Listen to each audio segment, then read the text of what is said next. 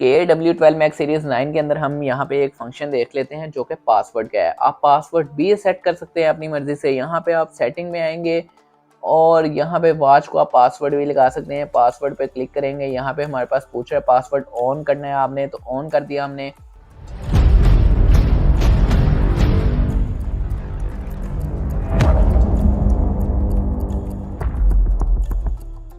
यहाँ पे input password पूछ रहा है जो कि हम फर्स्ट टाइम रखेंगे, तो हम 4 टाइम्स 0 टच करते हैं और ओके कर देते हैं। यहाँ पे इनपुट अगेन आ रहा है 1 2 3 और 4, यहाँ पे ओके कर देते हैं। अब सेव पासवर्ड हो गया है हमारा।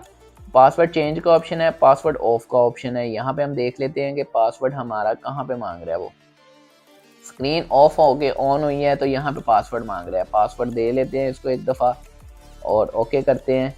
यहाँ पे पासवर्ड करेक्ट आ गया, यहाँ पे इसको कैंसिल करते हैं। दोबारा स्क्रीन ऑन करते हैं। जैसे ही स्क्रीन ऑफ होगी आपकी, वहाँ पे पासवर्ड लग जाएगा। आपको अपनी वॉच की फिक्र नहीं होगी।